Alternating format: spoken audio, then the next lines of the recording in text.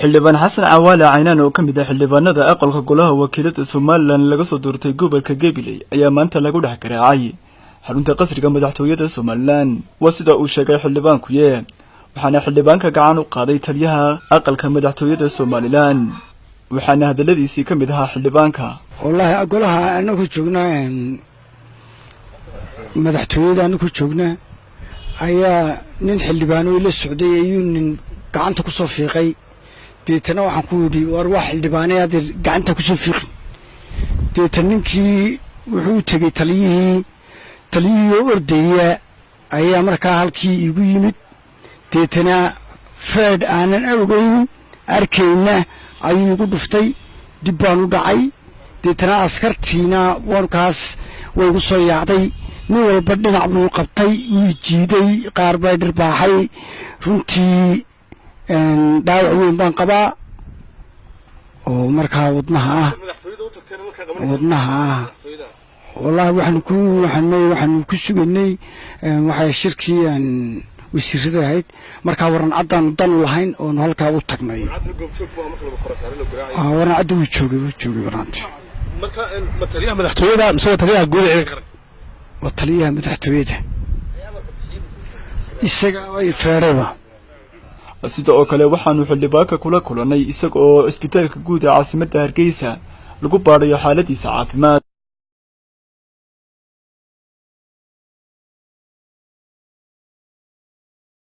maanta halkan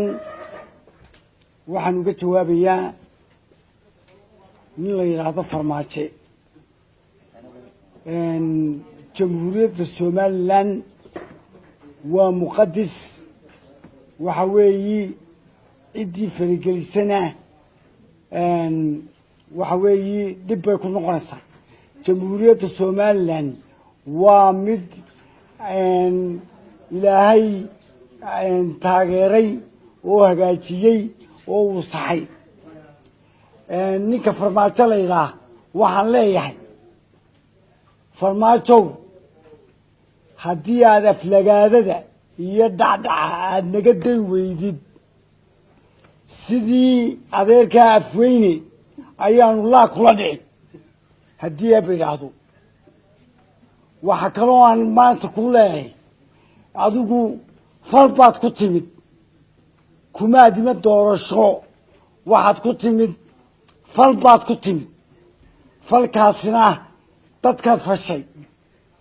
doorasho kumaadiman waxaanu ku leenahay haddii aad aflagaadada iyo dhacdhaca haddii aad naga day weydid sidii adeerkaa afweyne ayaanu adeer maraqaaga cabbi doonaa haddii aaba yidhaahdo ta kale aan maanta halkan ka sheegaya waxa weeyi Ethiopia waa dal wanaagsan oo fiican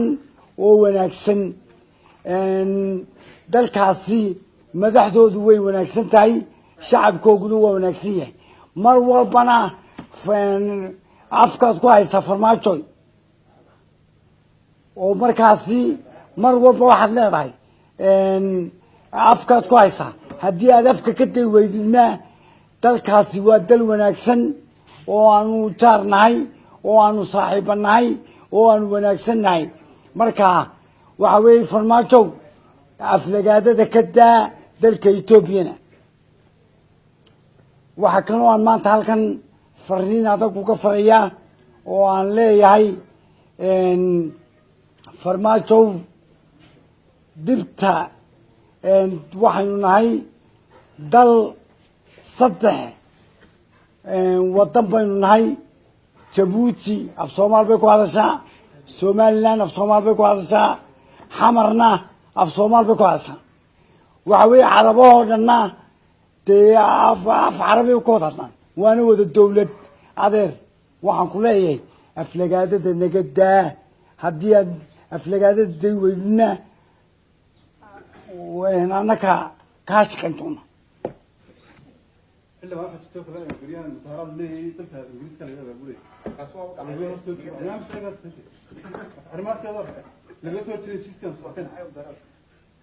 heshiiska labada golaasiyeen cid ka noqon kartaa ma jirto labada golaas xidhiidha saashku diina in madaxweyne Farmaajo waxa tirey wuxuu ku soo baxay falo maamuus badan baad ku leedahay qaranka Soomaaliya iyo Soomaaliland arintaasi maadaama aad ogey maxaad ku cadaynaysaa dalkan dad baa u xaq u lahaa inay madaxweynaha ku soo baxaan sidaa daraadeed wuu falay fal baan ku soo baxay dadkii